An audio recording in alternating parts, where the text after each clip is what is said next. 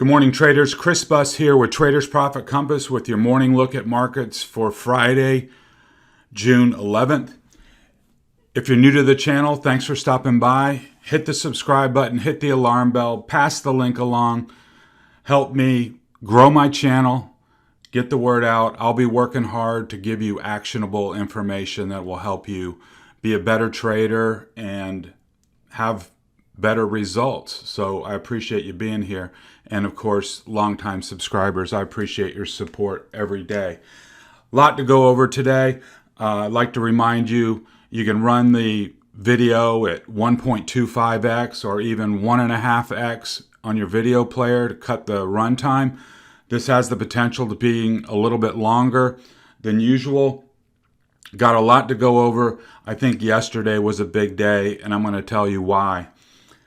So we had the hot inflation print, 5% top line, higher than the one we had 30 days ago that roiled the markets. And that print was dismissed with a thud. Yields popped up for about a half an hour, then they faded them the rest of the day and took TLT green. The market is in Powell's camp. In early March, the market was worried about inflation. They ran up the rates to 1.75, and they've been fading that ever since. Now we're below 1.5. The market is saying, this is all transitory. Don't worry about it. So rates have been falling. The market agrees with Powell. That's causing a shift. And I think that shift has been slowly emerging, but we're seeing it in the charts now. Why? Google, off to the races. Amazon, off to the races. Facebook, strong. What else? Microsoft, off to the races. Big cap tech is emerging. Also, it's lending a bid to what I'll call the bubble stocks. Stocks with, no earnings but big dreams. Those are starting to get bids. Some of the EV space is starting to get bids. So that regime that we were in before, when rates were pinned down, I believe is reemerging. So going forward, and I'm going to show you this in the charts, I think we got to be open and aware of that transition and watch it like a hawk. It can change anytime, as we know. But for now, with rates below 150, I think that gives it, re-energizes tech, re-energizes that bubble trade, and there may be a lot of dip buyers, as these bubble names have been whacked, 50, 60, 70%, will try to step in and pop those names. Where does that leave us with commodities and energy? Looking at futures this morning, oil is up again, trading at 70.50. Copper's up 2.5%. Despite China doing everything it can to hold copper down, it's not working. There's a bid there. We've seen over the last couple of weeks, they've been trying to knock it down in the Asian session, and then in the U.S. session, it pops right back up. I still like the commodity complex. Why? Because this is tied, the commodity complex is tied to demand and inflation. We know the inflation is here. In the equity markets, they're saying it's transitory, but when you're in the commodity market, you have to trade on today. And if copper is going to be more expensive in September than it is now, that forces you to buy now. And then that's a reinforcing feedback loop of you don't want to be the guy that has to tell the boss you ran out. So I still think there's going to be a bid under commodities, oil, copper, steel, aluminum, corn is in a good uptrend. Some of that stuff like that, I think will be fine. And I think if there are dips, I think you want to be stepping in on dips on the industrial commodities in particular. Precious metals, there should be a question mark after that. I'm not sure. Yeah, I do know for sure that it's going to be linked to the path of the U.S. dollar. U.S. dollar gets weak and real yields fall. The difference between rates, nominal yields on the 10-year and inflation expectations, that's the real yield. When that falls, that's a catalyst for gold. Now, gold yesterday, it was down $25 on the initial print of that inflation number. And it had been falling in the pre-market session before that print, but then after that, up $25. So it went down, tested some lows overnight ahead of that print. Once the print happened, it popped right back up to 1900, where it has stalled. To get gold going, we got to take out 1922. If 1922 can be taken out, then gold and the precious metal complex will resume its uptrend. So we got to watch that. What are the upcoming catalysts? We got the FOMC next week. What are they going to say? Yeah, we know the 5%, that's base effects, transitory, blah, blah, blah, blah, blah. We're driven off of unemployment, blah, blah, blah, blah, blah. The standard line. The only curveball that I see would be them hinting at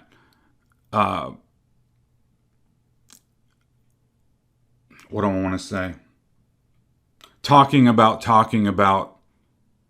tapering. And while they may hint at that, I think it's going to be in the most subtle of ways. And if you've been listening and watching the Fed speakers over the last couple of weeks, they've kind of floated some baby trial balloons in that regard. And the market has taken it in stride. So I think the Fed is still on hold. Then we've got Jackson Hole in August, where there could be the potential, get another hot inflation print in July, get another hot inflation print in August ahead of the meeting. And then they go into Jackson Hole and maybe lay out their big framework for the next 18 months of what they want to do. So that could be a potential catalyst in August, but that's 2 months away. So my point is, for the next 2 months, I don't particularly see anything on the board that's going to say, oh my God, rates rocket back up. So we may be in a 60-day environment where rates are pinned down and with no catalyst to drive them higher. I mean, even if there's a hot inflation print in July, why is that going to be any different than the last two that we've had? So it comes in at 5% again. So what? I think the market has spoken, and they're saying that we don't believe the economy can keep up that pace of inflation and that it is transitory. So that's kind of an overarching macro view. Let's dive into what that could mean for our trading. So what I've done today is we're going to look at all our key, we're going to look at the indexes, we're going to look at FATMAAN, and then I'm going to show you some charts that I think you'll find eye-opening. SPY daily chart, nice uptrend line. We took out the highs yesterday, so we're at nominally all-time highs. Keep in mind, we've got bearish divergences in place. And that, as you'll recall, is always a yellow flag. It's not, oh my God, they're going to pull the rug, but that possibility always exists. So bearish divergences, you don't want to see them. It's a yellow flag. Keep it in the back of your mind. On your daily charts, watch this trend line, but all the moving averages are stacked bullishly, and we're above the 8 EMA. As long as you're above the 8 EMA and you're above the 20 EMA, you got to stay bullish. What would change my mind? If there was a big red bar or a series of bars that put price below the 20 and below this trend line, then you got to respect that and say, hey, we've got to break a trend. Price is below the 8 and the 20. We gotta peel off risk for sure.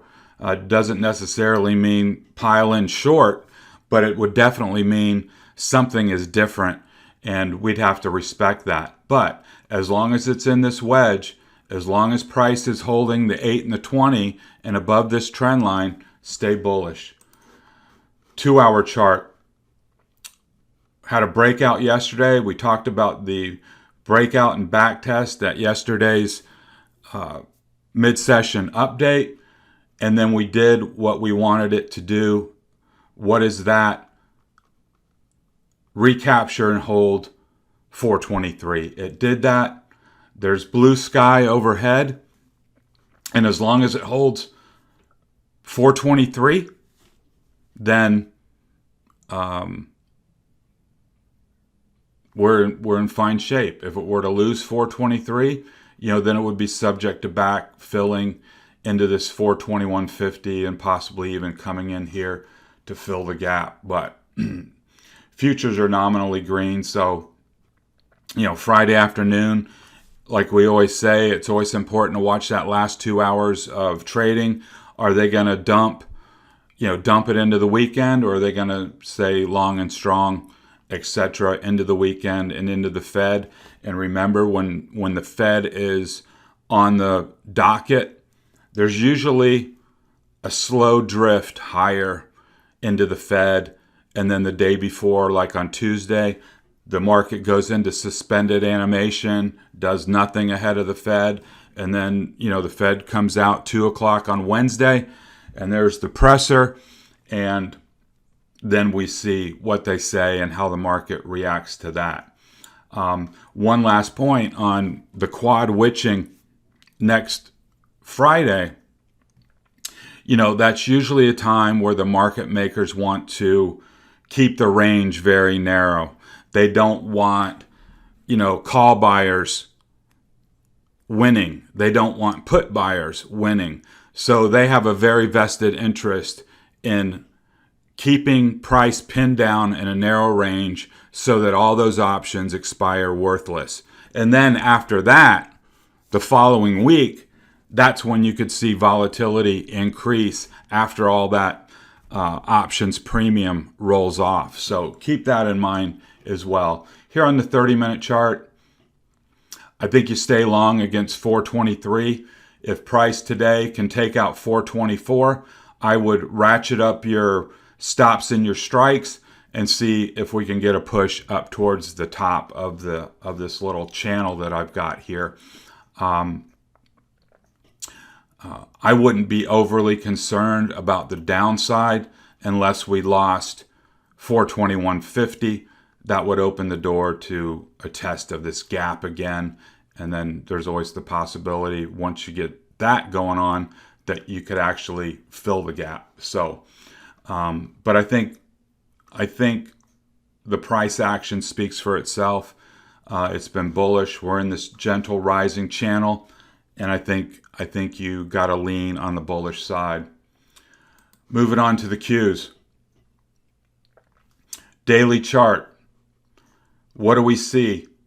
Price above all the moving averages, and the moving averages are tilting up. We took out this breakdown area at 337 yesterday. I thought that was a big event. noticed that the last couple of days we had fake moves above and then closing back on that 337. And then yesterday we finally took that out. We've got the highs up here at 342.50. If price can take that out, then we've got some running room above. Here again, bearish divergences. We're almost near the top, but at lower momentum and lower RSI. My same comments apply. Yellow flag, be aware of it. But at the end of the day, price trumps everything. And as long as price is above 337 for sure, above the 8 and 20-day moving averages, I think you stay bullish. Here's the 2-hour chart with some granularity to it. Here are the prior highs at 342. We're above 339.75. We closed on the highs. I think you stay long here. You've got the pivot point here at 339.75. If you see a little backsliding into 338 or even 337, I think at that point I would be a buyer with a stop below. And I think this 337 is, although we can use the pivot here at 339.75, this 337 is now much more important. Why? Because it served as resistance here, but then yesterday it served as support. We had 4 bars, 4 2-hour bars, actually 5. 1, 2, 3, 4, 5. 5 2-hour bars come back and touch 337 from above, and then price held there. So on any kind of, if it were to come back to 337, I think you have to be a buyer there with a stop just below, and then figure on a bounce. And if it doesn't, that should raise some questions, because then this 334 comes back into play. But I think the cues are going to be strong. And here's the 30-minute chart. Nice uptrend. We've got our levels marked in there. Same comments that I just had, just gives you some granularity on the levels for you active traders. IWM. This one is really, really interesting. I talked about it the other day, showing this daily chart with this $17 wide consolidation range that has been since January. We had the baby breakout right up to the prior highs, but then two red days. I would have liked to see that breakout. Didn't happen. That said, the chart is still bullish. It's above, price is above all the moving averages and above this consolidation range, above 230. I think as long as we get daily closes up here, we're fine. If we start backsliding into this range and start closing at 228, 227, that's going to be pretty bearish, because as we saw in these instances, fake breakout, rug pull, fake breakout, rug pull. If this turns out to be a fake breakout and then we move back into this range, then there's a fairly strong likelihood that we could find the bottom of the box here. And the reason that have a little bit more concern is that if the thesis of lower rates persists and money flows into tech, maybe some of that money flows out of banks. A lot of banks in IWM, a lot of cyclicals in IWM. If money comes out of that, what's gonna hold IWM up?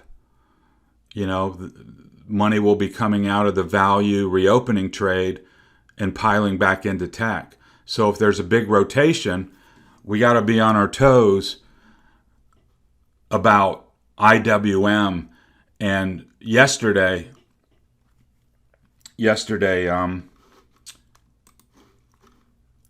I mean, we've had a couple of junk days in IWM. And is that just a technical response from being at the top of the channel to the bottom of the channel? That happens all the time.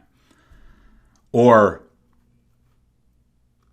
is this a function of money just coming out and it's not coming back for a while? And we'll know that if this channel breaks. And we may know that today, or we may know that next week. But I think we got to respect that if in fact it happens, because a break of this channel will correspond to a move back into this $17 trading range. And if you're an IWM bull, you don't want to see that. So that's going to be really important. Here on the 30-minute chart, I've redrawn this channel a little bit. I've got a level here at 229. Got to have a green day today. Let's just put it that way. Got to have a green day today. If we close down into 228 and 227, you got to, if you had long ideas in IWM, you got to get out. If you're a tactical trader, we may be set up for a situation long the Qs, short IWM, and, play both sides of the coin. And, that could be a huge trade if we, in fact, have a big pullback in IWM while FATMAAN and the tech complex heads off to the upside. Let's look at FATMAAN. Facebook did what it had to do yesterday, came down into 330, but then recovered this 332.25. I think that's your pivot. What you want to see as a bull is a move back up towards 338 and the prior all-time highs. Anything below 332, then it's subject to coming back to 330. I would be, if you got that, I would be a buyer there. Why? Support here, resistance here, support here. So that's a big level, 330. If you went below that, I think you could almost count on a move to 326. But my base case is tech is going to start seeing some inflows, and I think Facebook will grind higher. Apple's not following the game plan at all. We talked about the other day how important this 128 is. Rejection, rejection, rejection, rejection, rejection, rejection, fail, fail. So 128 is about as important as it gets on Apple. If you want to play these ranges here, 126.50 down to 124.50, or on a recapture up to 128, knock yourself out. That's what active trading is all about. But if you're more of a swing position type trader, what you want to see is 128 recaptured, then you get long. That means Apple is getting back in the game and above this convergence of 20 and 50 EMAs on the daily, and then that should open the door to a more impulsive move higher.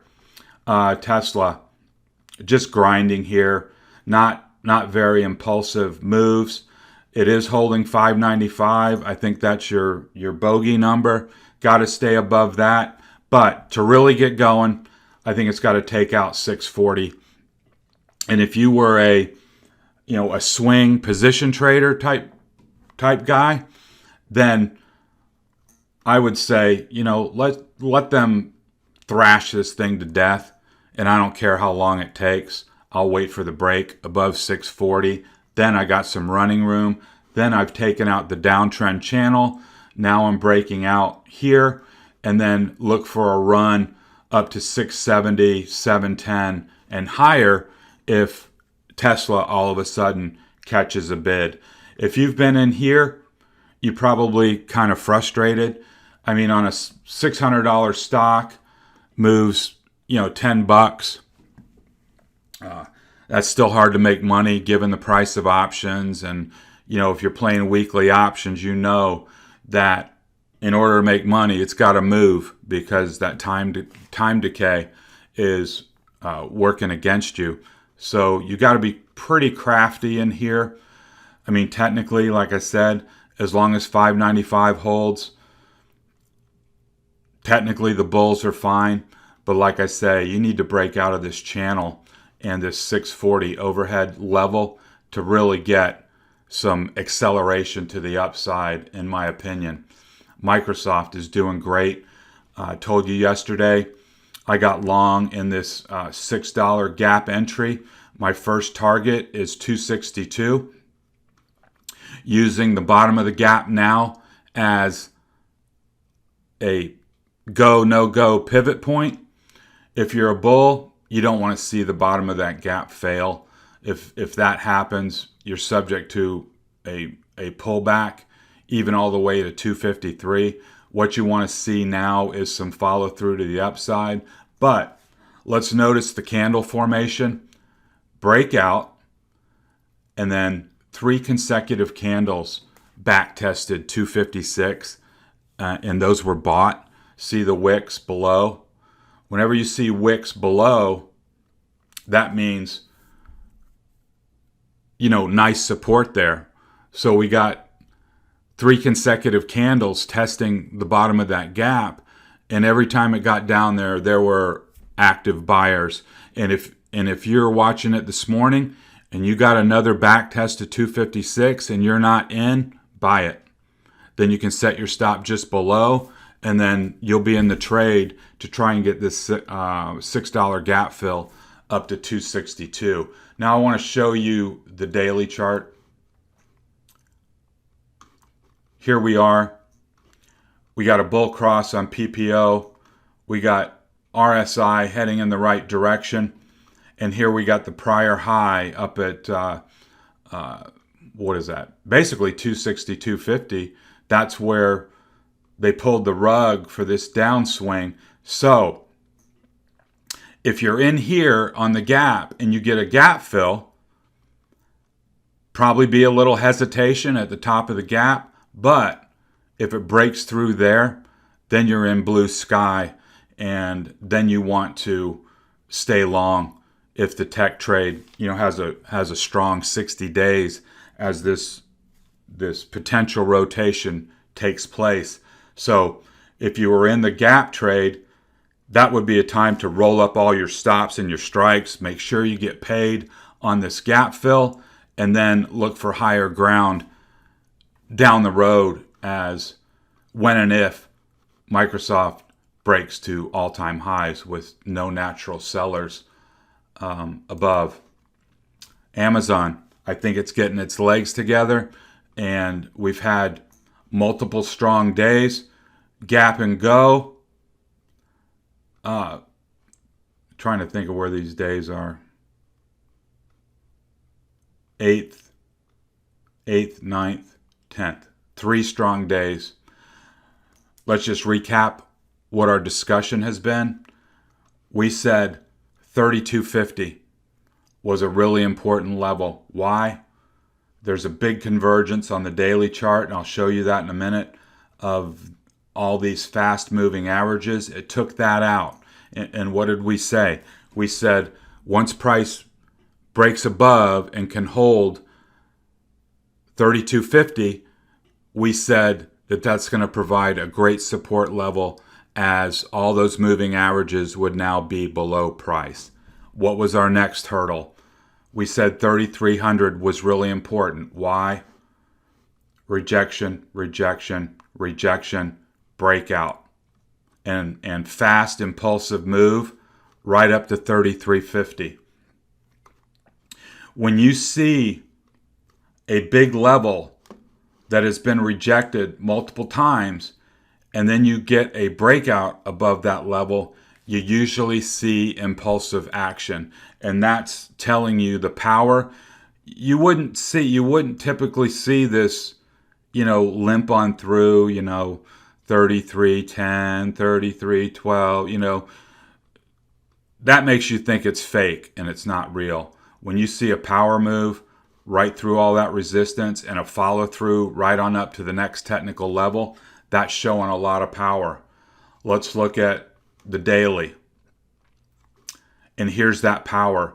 You can see price has taken out this trading range. And you can see price with a nice big candle above all the moving averages. Let's look at the measured move. The measured move, this is a $3,300, a $300 box from $32.50 to $29.50. Adding 300 to $32.50, you get $35.50. And there are no coincidences. That's the prior high. I think that's the technical target. I think price finds that level now that it's broken out from here. And of course, there could be hiccups along the way, but as long as it holds $32.50 from here on out, my expectation is that price is going to find $35.50. Google, here's the daily chart, breaking out to all-time highs. We've said this has been one of the strongest charts in the FATMAAN complex the whole way. Breaking out to new highs, price above all the moving averages, 8, 20, 50, well above trend. I think you recalibrate everything in your trading to the prior all-time high at 2,400 and then stay long above that. No reason to sell. Yes, we've got bearish divergence. Lower momentum, lower RSI. I'd prefer not to see that, but price is the final arbiter. You will know something is different if price pulls back, loses 2,400, and then comes back down to trend. So, but for now, all systems go on Google. Let me see if I can just pull up the 60 right here. Yeah, I've got this uptrend channel. I think just looking from a channel perspective, I think you can find 2470, 2480 on this move up to the top of the channel, and then most likely, a reaction to at least come back into the midpoint. But for now, we've broken out, and the momentum and RSI have been in their bullish regimes for quite a while, and I expect that to continue. Netflix is not doing much. Not much to talk about here. I would put Netflix in the Tesla camp.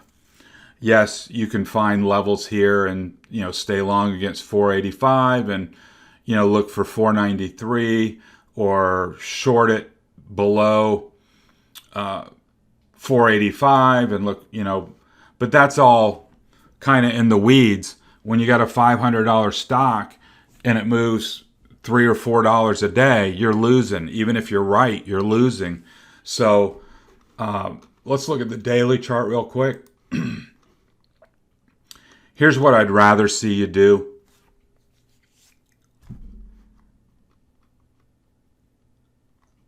Wait for a setup where the expectation is for a real move. What's a real move? If this thing sells off to 470 at the bottom of the box, that's a super important location. You either buy it there because support is support until broken. You buy it there at 470 and you go out in time and you're playing for a move back up to at least the midpoint at 515, and then you got a huge gap above that would take you all the way back basically to 560 at the top of the box on that big gap fill, or wait for a move from here up to 515 and then get involved for that $35 gap fill. That way you've got a real location that you can shoot against, and you've got some sizable upside where you got a chance to really make some money. I mean, in here, just not giving you much to work with. It hasn't found its direction yet. And by the same token, if it comes down here and fails 470, that's a real problem, because then you got potentially $90 of downside if this big trading range breaks, and then that puts you into the mid to high 300s, and that's certainly a trade that you would want to make. SMH, semiconductors, did what it had to do. Breakout, back test, finished near the highs. Today, I think you use that 252 as your pivot. I don't have the, well, maybe I do.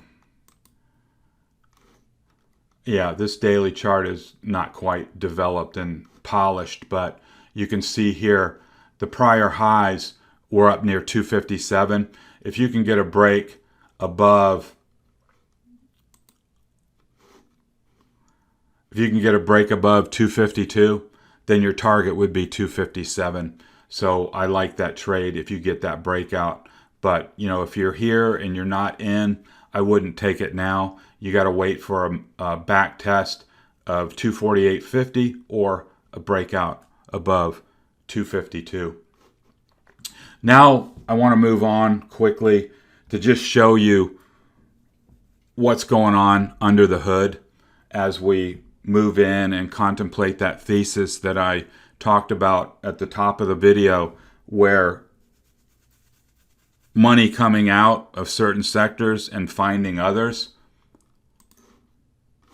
ITB, look at housing. It cracked.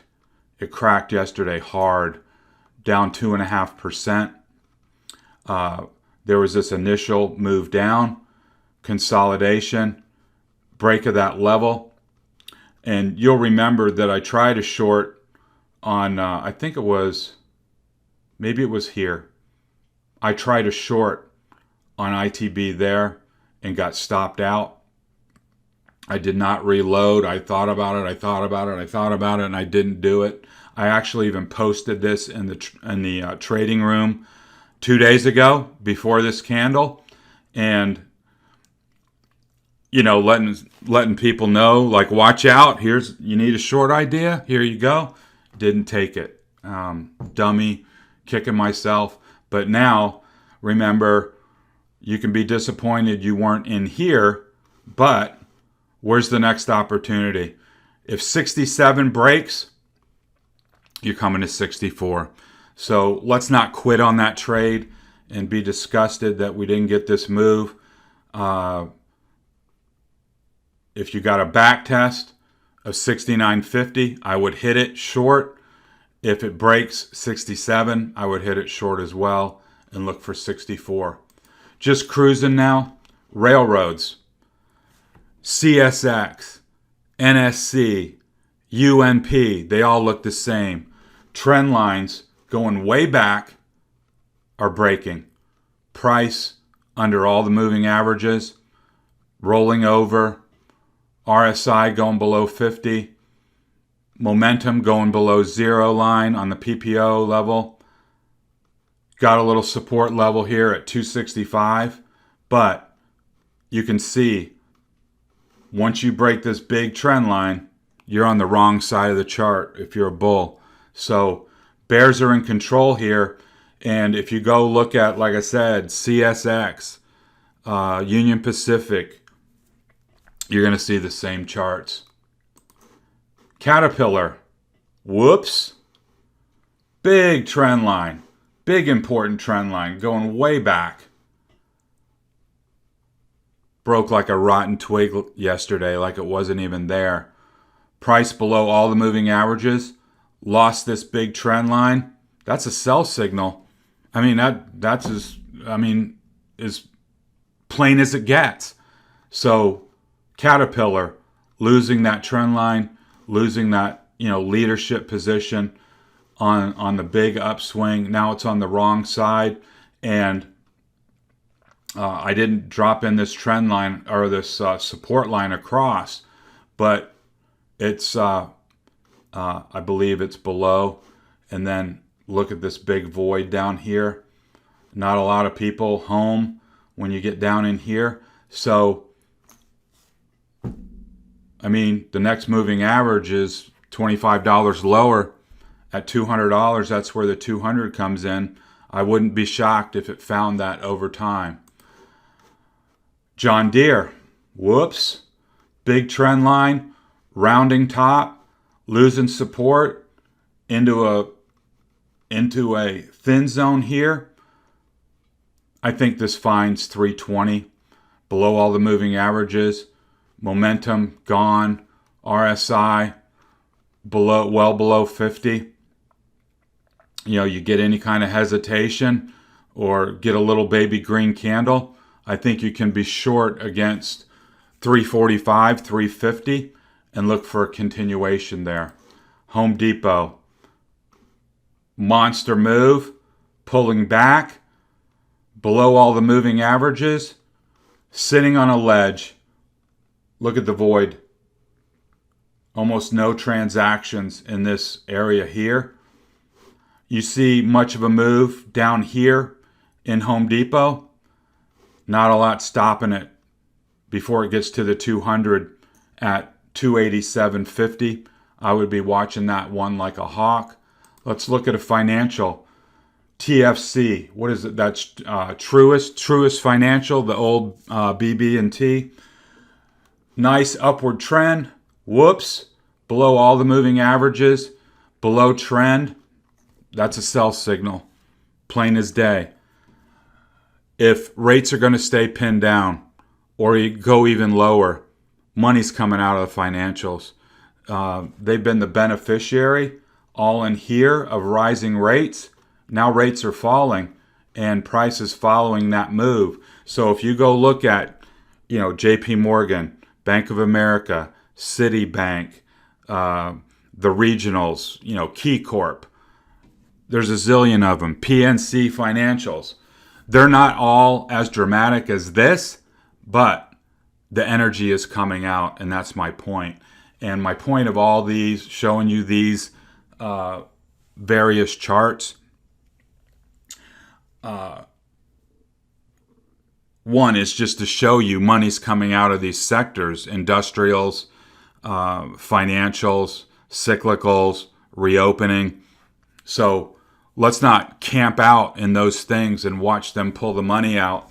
Let's try to get ahead of it and either take some selected shorts, or if you're not comfortable shorting, just avoid those sectors and focus on the long side where you see renewed enthusiasm for bubble stocks and mega cap tech, etc. But I can tell you, there's no greater satisfaction than when your shorts work and your longs work, because you've identified the sector rotation properly. And so, being short financials and they go down while you're long tech and it goes up, I mean, there's no better feeling in the world when you got that synchronization in your portfolio lined up with the rotation that's happening in the sectors. So, long video. I hope it was informative. Time will tell if that little mini thesis in the beginning plays out. But the nice thing is you don't have to believe my thesis. All you have to do is look at the charts, and the charts will tell you what's happening. And you don't have to know all the mechanics of what is going on in the plumbing. You just have to know that a trend line broke and you're losing support, and that's a short, or levels are being taken out from below, recapturing moving averages, recapturing resistance levels. That's bullish. So when you see that in the charts, believe them and align your trades accordingly. So let's wrap it up there. Let's see how the week wraps up. Remember, those last 2 hours of trading are really important to measure risk appetite heading into a big week next week with the FOMC and quad witching on Friday. So I hope you have a good day of trading. This has been Chris Buss with Traders Profit Compass. Have a good day.